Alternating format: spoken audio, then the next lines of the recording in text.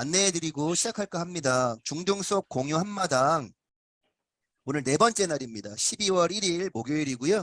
두 번째 차시로 보람중학교 김정민 선생님께서 헌법재판소의 역할, 수요와 공급, 대통령 선거활동 수업자료를 수업 나눔 지원단 활동을 통해서 활동하셨던 부분들입니다. 이 부분들을 같이 공유해 주시겠습니다. 예, 큰 박수로 모시겠습니다. 고맙습니다. 네, 마이크 넘기겠습니다. 네, 안녕하세요. 보람중학교 교사 김정민입니다. 오늘 사례 중심 수업 자료 공유를 주제로 수업 공유 한마당에 이렇게 제가 나오게 되었습니다. 감사합니다. 먼저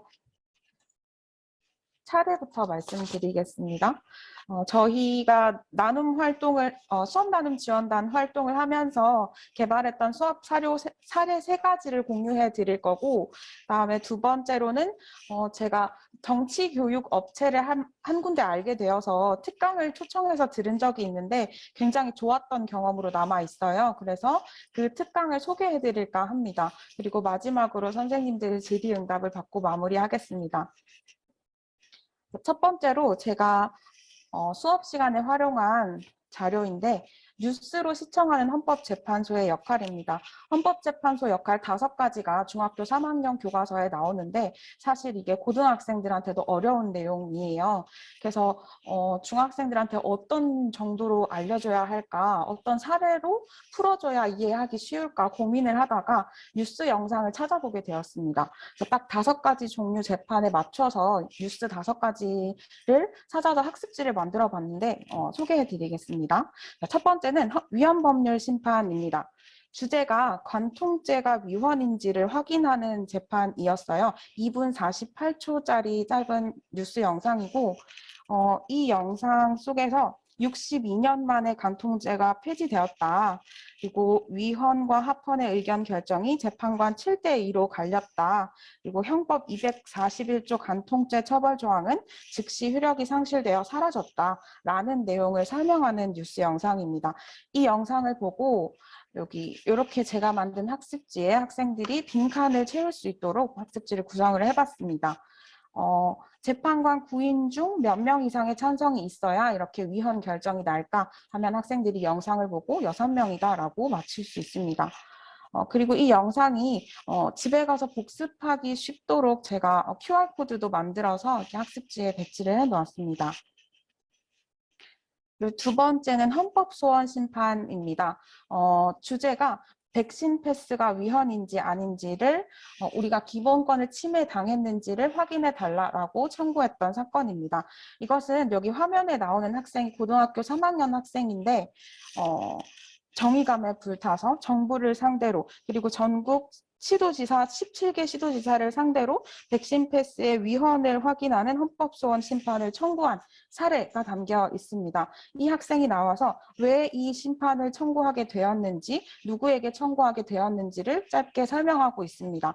2분 6초짜리 짧은 영상이고 이 학생이 주장하는 요지는 18세 미만 청소년까지 백신 패스 적용을 확대하게 되었다. 그래서 이 정부의 확대가 부작용의 위험을 내포하고 있는 백신 접종을 강제할 수밖에 없었고 접종을 하지 않으면 학습 필수 시설인 독서실 등을 이용할 수 없었다. 이것은 헌법에 보장된 본인들의 기본권인 학습권, 다시 말해 교육받을 권리를 침해당한 것이다 라고 하면서 헌법소원 심판을 제기한 사건이었습니다. 이 영상을 보고 학생들이 이런 학습지의 빈칸을 채워볼 수 있는데 헌법에 보장된 국민의 기본권이 침해당하는 경우 국민이 국가 권력의 행위가 헌법에 위반되는지를 가려내고 결과 재판관 9인 중 6명 이상의 찬성이 있어야 한다라는 학습지 내용을 마칠 수 있었습니다. 그리고 영상에 등장하는 주인공이 학생이다 보니까 우리 학생들도 직접 헌법재판소에 청구를 할 수 있구나 하는 것을 간접적으로 깨닫게 되어서 매우 즐거워했습니다. 세 번째는 탄핵 심판입니다. 박근혜 대통령 탄핵 결정했던 때에 주문을 낭독하는 영상을 골랐고요. 2분 8초짜리입니다. 이 영상에서 피청구인의 위헌 위법 행위가 대의민주주의의 법치를 훼손시킨다. 일련의 반복적인 행위에서 헌법 소의 의지가 드러나지 않았고 국민의 신임을 배반한 것이다. 그래서 피청구인 대통령 박근혜를 파면한다라는 요지가 명확하게 드러나서 이 영상을 골랐습니다. 이 영상을 듣고 학생들은 이런 빈칸을 채울 수 있습니다. 탄핵소추는 법률이 정한 중요 공무원에 관하여 국회가 공직에서 파면하도록 의결하는 것이고 결정은 9명 중 6명 이상이 찬성하면 결정이 난다. 그리고 네 번째는 권한쟁의 심판입니다. 검수완박이라는 사건이 있었는데 이때 법무부랑 검찰이 검수완박 대비를 위해서 한 몸처럼 움직이는 사건이 있었다라고 미리 설명을 해주고 이 법안 시행을 2달 앞두고 권한쟁의 심판이라는 것이 시작이 되었는데 이게 국가기관 간의 권한을 다툼이 있을 때 제기하는 소송이다라고 영상이 설명을 해주고 있습니다. 그래서 청구인은 검찰 사무를 관장하는 법무부 장관이고 피청구인은 국회의장이다 라면서 사건을 요약해서 설명해주고 권한쟁의 심판이 무엇인지까지 이야기를 해주어서 이 영상을 골랐습니다. 1분 36초짜리 영상이고 이걸 보고 학생들은 이런 빈칸을 채울 수 있습니다. 국가기관, 지자체 사이에 권한이 누구에게 있는지 또는 어디까지 미치는지에 대해서 다툼이 생기는 경우에 해결할 수 있다. 그리고 영상 속에서 등장을 하는 내용인데 재판관 과반수 이상의 찬성이 있으면 이건 결정이 난다라고 설명하는 영상이었습니다. 마지막 5번째는 위헌정당 해산 심판입니다. 통합진보당이 북한식 사회주의와 주체사상을 추종해서 민주적 기본질서를 파괴하려고 했다라는 판단으로 재판관 8대1로 해산이 결정났다라는 사건 설명이 들어가 있고 이런 정당 해산은 헌정사상 처음 있는 일이다 라면서 주문 선고 과정을 이야기해주고 있습니다. 2분 4초짜리 영상이고 이 영상을 보면 이런 빈칸을 채울 수 있습니다. 정당의 목적이나 활동이 헌법이 정하는 민주적 기본 질서에 반하는 경우 해산 여부를 결정할 수 있고 이때 부인 중 6명 이상의 찬성이 있으면 해산 결정이 난다. 라는 학습지와 영상 자료였습니다. 이 영상 자료와 학습지를 통해서 현실 사례에 적용해서 헌법재판의 종류를 이해시킬 수 있는데 도움이 많이 되었던 것 같습니다. 그리고 학생들이 우리 사회에서 이런 일들이 있었구나라고 다양한 배경 지식을 넓힐 수 있는 기회가 되어서 좋았던 것 같습니다. 더불어서 영상 속에서 계속 반복해서 등장하는 헌법재판관의 이름까지도 외울 수 있는 효과가 있더라고요. 자연스럽게 익힐 수 있어서 좋았던 것 같습니다. 반면에 보완할 점으로는 권한쟁의 심판의 쟁점이 명확하게 드러나는 뉴스 자료를 제시하지 못한 것 같아서 개인적으로 조금 아쉬웠습니다. 전공자의 입장에서 보면은 이 쟁점이 명확하게 첨예하게 달릴 수 있는 사례가 있을 텐데 뉴스 영상 자료에서는 그게 나타나지 않았던 것 같아서 좀 아쉬웠습니다. 그리고 두 번째로 재판의 사례를 이해하기 위해서 배경 지식이 또 한 가지가 더 필요하다라는 점이 학생들에게 부담으로 다가오지 않았을까 하고 걱정을 했습니다. 5가지 헌법재판소의 역할을 이해하기 위해서 영상 자료를 가지고 왔지만 그 영상 자료가 기존에 가지고 있던 배경 지식이 아니기 때문에 학생들이 이 사례까지 추가로 학습해야 하진 않을까 하면서 부담을 조금 가졌던 것 같습니다. 네, 여기까지가 첫 번째 수업 사례였고 두 번째로 넘어가겠습니다. 이건 경제 단원인데요. 시장 경제와 가격에서 수요와 공급 곡선을 그리고 수요와 공급이 변동하면서 발생하는 시장 균형 결과 변화를 작성할 수 있게 하는 학습지를 만들었습니다. 신문 기사를 3가지를 가지고 와서 이 사례가 수요 혹은 공급에 영향을 미치는지 안 미치는지, 미친다면 어떤 방향으로 미치는지를 판단할 수 있게끔 했습니다. 사례를 보시면 제주도로 보복 여행을 갔다 스위트룸이 동났다. 그래서 코로나 때문에 억눌렸던 여행 요구가 분출해서 하룻밤을 묵더라도 비싼 곳에서 묵으려고 하는 상황이다 라고 해서 이건 수요 증가의 결과임을 알 수 있고 학생들이 이 내용을 분석을 해서 이렇게 그래프를 수요 곡선이 오른쪽으로 이동해서 시장 균형이 이렇게 변화했다라는 그래프를 그릴 수 있었습니다. 두 번째 사례입니다.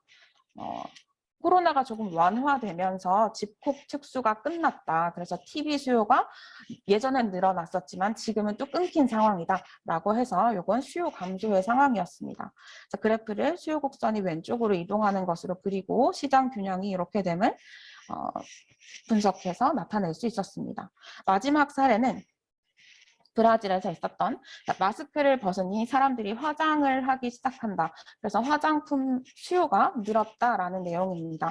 수요 곡선이 마찬가지로 오른쪽으로 이동한 결과를 그릴 수 있었습니다. 세 가지 사례가 모두 코로나라는 한 가지 주제로 연결이 되어서 학생들이 조금 받아들이기가 좋았던 것 같습니다. 그래서 좋았던 점을 정리를 해보자면 첫 번째, 배운 내용을 적용해서 신문 기사를 읽고 판단하는 기회가 되었다라는 것이 좋았던 것 같습니다. 두 번째는 코로나19라는 한 가지 주제로 다양한 시장 상황의 변동이 나타날 수 있다는 것을 알려주을 수 있어서 좋았던 것 같습니다. 그 다음 보완할 점으로는 신문 기사 속에서 중학생 수준에서 모르는 용어들이 좀 등장했을 때 추가로 설명을 해야 했다는 점, 그리고 수요 측면에서만 제가 사례를 찾았는데 공급 측면의 사례도 좀 있었으면 어땠을까 하고 보완할 점을 제시를 해봤습니다. 여기까지가 두 번째 자료였고 세 번째 자료로 넘어가겠습니다.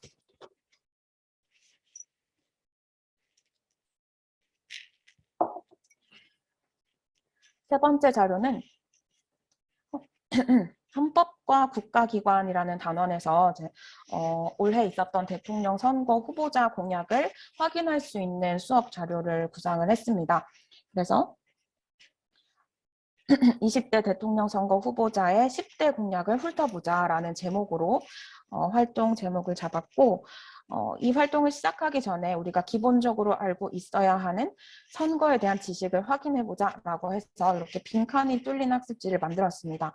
실제로 수업 시간에 학생들과 이걸 맞춰보는 활동을 했는데 20대 대통령 선거일은 2022년 3월 9일 수요일이다. 선거권자는 만 18세 이상 국민이다. 당일 선거일 주민등록지 내에 지정된 곳에서 투표할 수 있다. 선거일에 투표를 할 수 없다면 사전투표 기간에 전국 사전투표소 어디에서나 투표가 가능하다. 그리고 4대 원칙에는 보통, 평등, 직접, 비밀선거 원칙이 있다. 그리고 우리나라는 보통선거 원칙에 따라서 선상투표, 재외국민투표, 거소투표 방법으로 투표를 할 수 있도록 마련하고 있다라고 확인을 해보았습니다.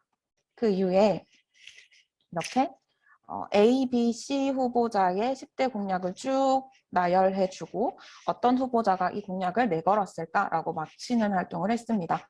휴대폰을 모두 사용할 수 있게 했고 실제로 검색하지 않더라도 조금 기존에 정치에 관심이 있는 학생들이 몇몇 있는 반에서는 바로 A가 누구다, B가 누구다, C가 누구다라고 이제 맞히기도 했습니다. 그걸 맞춰보고 중앙선거관리위원회에서 선거 처리되면은 이렇게 후보자 공약을 볼 수 있는 사이트를 만듭니다. 여기 들어가 보면은 공약이 자세하게 정리가 되어 있는데 이걸 보고 활동할 수 있는 활동지를 제가 만들었습니다. 근데 이 활동이 끝나고 발표를 준비하면서 새롭게 다시 이제 홈페이지로 들어가 보니까 후보자 공약이 다 내려가고 당선인 공약 하나만 남았더라고요. 그래서 어쩔 수 없이 이렇게 준비를 해왔는데 당선인 공약으로 들어가면 비슷하게 나와 있습니다. 윤석열 대통령 사진과 뭐 이름, 정당, 그리고 10대 공약해서 보라색 아이콘이 보이는데 이런 형식 그대로 대통령 선거철에는 후보자 공약이라고 쫙 정리가 되어 있었습니다. 그래서 직접 이곳에 들어가서 공약을 확인할 수 있다는 것을 학생들한테 알려주고 직접 확인해 볼 수 있도록 구상을 한 것입니다. 그래서 10대 공약 보라색 버튼을 눌러보면 이렇게 1부터 10까지 공약이 나오고 하나하나 클릭을 하면 자세한 내용을 볼 수 있었습니다. 코로나 플랜이라는 공약에서는 목표가 이것이고 이행 방법 이렇게 할 것이고 이행 기간 요때까지 할 것이다. 재원 조달 방안은 이렇다라고 학생들이 직접 하나하나 클릭해서 확인해 볼 수 있는 기회가 되었습니다. 그 다음에 관심 있는 공약을 한 두 가지 정도로 크게 잡아서 목표가 무엇인지 이행 방법은 어떻게 되는지를 직접 써볼 수 있는 학습지를 만들었습니다. 이 부분은 넘어가도록 하겠습니다. 그리고 학생들이 헌법과 국가기관 단원에서 정책 영역이라는 것이 어떤 것이 있을까 간단하게 개념 트리로 나타내보는 활동을 추가로 넣었습니다. 이 활동은 시간 관계상 앞에 활동이 일찍 끝난 학생들이 해볼 수 있도록 홈페이지에 나온 배너 자료를 확인해서 추가적으로 활동을 할 수 있도록 넣은 거라 시간상 되지 않는다면 빼도 좋은 활동이었습니다. 피드백을 해보자면 좋았던 점 첫 번째로 실제적인 자료를 확인할 수 있는 기회가 되어서 좋았습니다. 대선이 시작됐다라고 하면은 학생들도 모두가 분위기를 아는 상황에서 이 사건이 진행되고 있다는 것을 아는 상황에서 정말로 자기 휴대폰으로 들어가서 공약을 보고 학습지에 채우면서 채울 수 있는 기회가 되어서 좋았고 이 다음 선거에는 이 학생들이 직접 투표에 참여할 수 있더라고요. 제가 중학교 3학년을 가르쳤는데 그래서 바로 다음번에는 너네도 선거에 직접 참여할 수 있으니 이 활동에 집중해서 해보자라고 다독였던 것 같습니다. 두 번째로는 유권자로서 가져야 할 태도를 방법적으로 익힐 수 있는 기회가 되어서 좋았던 것 같습니다. 실제로 선거권을 가지더라도 공약을 하나하나 상세하게 살펴보는 유권자는 많이 되지 않는 것 같습니다.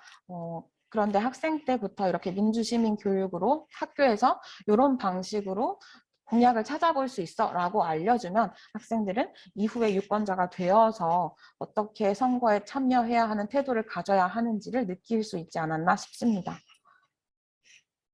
그리고 보완할 점으로는 첫 번째는 중학생이 이해하기에는 조금 어려운 내용이 많았다라고 느껴졌습니다. 정책이다 보니 좀 전문 용어도 많았고 이행 방법, 재원 조달 방안 자체도 어려웠다고 생각이 들었습니다. 두 번째, 정치 관심도에 따라서 학생들의 배경 지식이 다르고 그에 따라서 활동에 참여할 수 있는 태도, 자세가 달랐던 것 같습니다. 그래서 편차가 좀 크게 나타나서 좀 아쉬웠던 것 같습니다. 그리고 마지막 세 번째로는 이 공약이 목표가 무엇인지 재원 조달 방안은 무엇인지는 찾아볼 수 있지만 스스로 학생들이 이 공약이 그래서 좋다, 나쁘다라는 가치 판단이 이루어지기까지는 좀 어려운 활동이지 않았나 싶습니다. 여기까지가 제가 준비한 수업 자료 3가지였고 마지막으로 우리나라 헌법 이야기를 주제로 제가 특강을 찾아냈던 것을 알려드리고 싶습니다.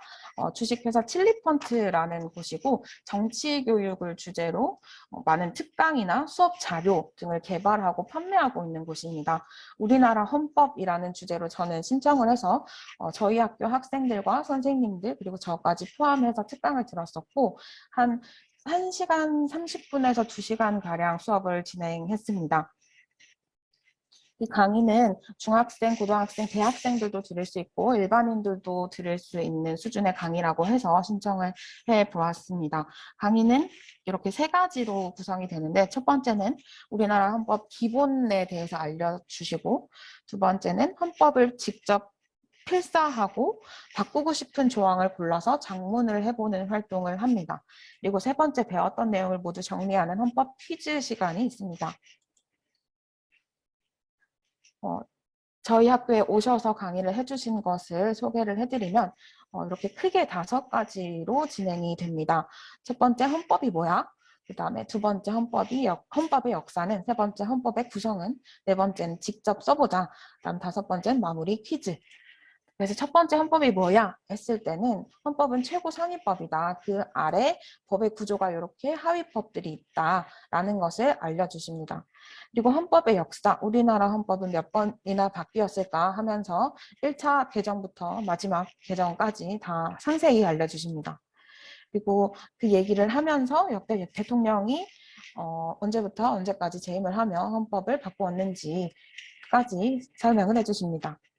그리고 헌법이 구성이 어떻게 되냐, 헌법은 어떻게 읽을까, 헌법은 우선은 1조, 1항, 1호, 1목 이라고 읽는 방법이 있다. 그리고 편장절관으로 묶어서 읽을 수도 있다. 그리고 전체 구조는 전문과 본문으로 나뉘어져 있고 본문은 10개의 장, 그리고 전체는 130개의 조문으로 나눠져 있다. 그래서 각 장은 이런 주제로 나뉜다라는 것까지 상세히 설명을 해주십니다. 그래서 전문을 학생들이 직접 소리내어서 읽을 수 있도록 하고 이후에는 헌법 조문을 하나하나 살펴봐 주시고 그 다음에 직접 써보는 시간을 가집니다. 이렇게 조문을 한 번씩 확인을 했으니 헌법 퀴즈로 마무리를 하고 헌법 퀴즈로 마무리를 해주셨던 것 같습니다. 네. 사진에 보시면 저희 학생들도 많이 듣고 있지만 뒤에 부장님과 선생님들도 있으시거든요.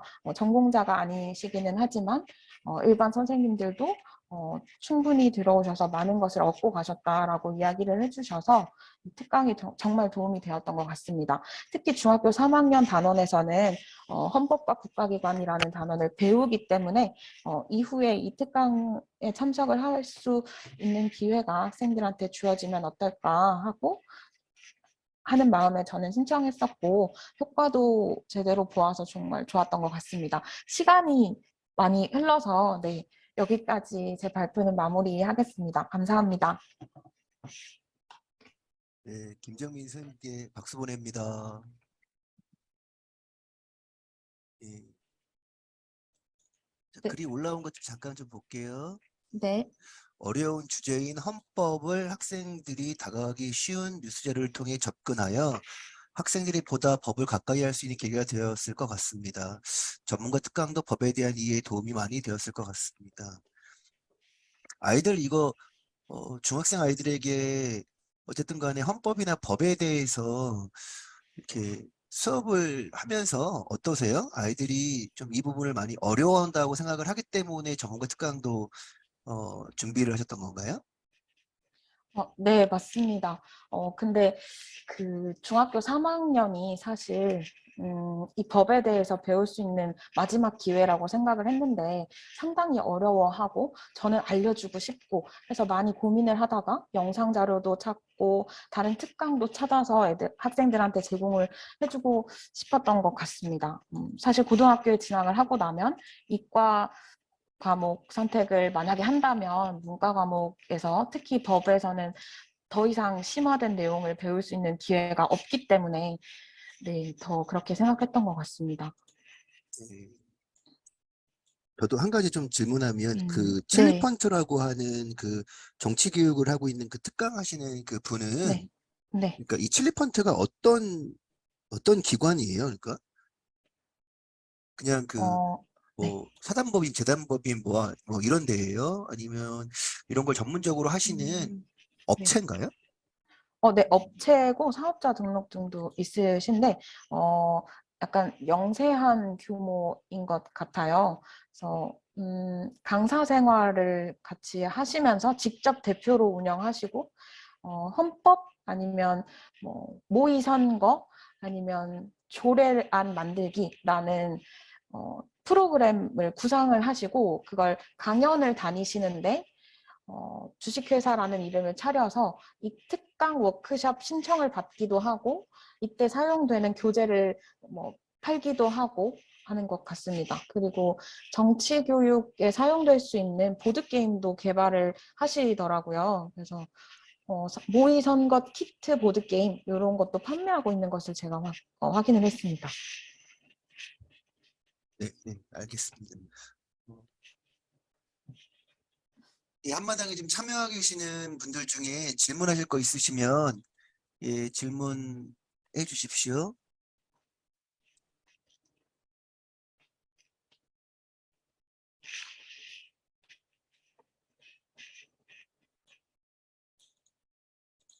중학교 사회나 도덕교과에서 용어에 많은 어려움을 학생들이 느끼는데, 자, 교과서를 넘어 실생활 연결시킨 수업이라 이해도가 높아질 것 같습니다. 네,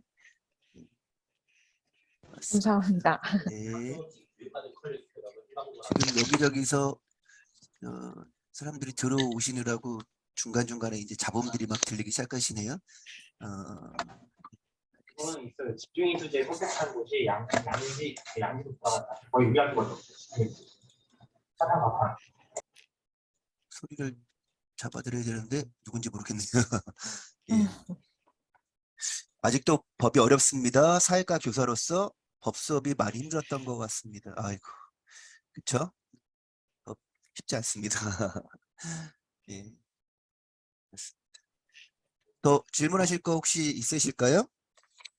선생님 자료는 네. 자료 이거 같이 나눔 전단했던 네. 이 자료 이 같이 집현전에 공개되어 올라가 있죠? 있습니다. 네. 네, 역시 자료집 뒤에 보시면 수업 나눔 공유 이집현전 자료 탑재 보시면 지금 김정민 선생님은 중학교 사회 수업 나눔 지원단 활동을 하셔서 이집현전 중등 이야기 수업 평가 톡톡 안에 있는 교과 수업에 이 자료가 다 있습니다. 지난번에 네. 그렇지 않아도 수업 나눔단 요 수업을 지난번에 토지에서 오프라인으로 한번 진행해 주셨고요. 오늘은 이렇게 영상으로 또 한번 공유해 주고 계십니다. 오늘 이렇게 또 나눈 이 부분에 대해서는 또 영상으로 해서 또 편집을 해서 또 한번 또 공유하도록 하겠습니다. 네. 조금 아까 김경표 선생님 들어오셨는데요. 네, 네, 안녕하세요.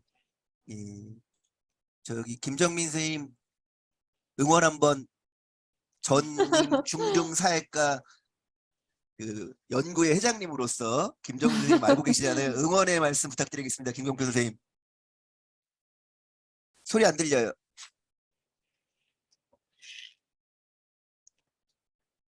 말씀하시기 좀 곤란하신 상황인가요?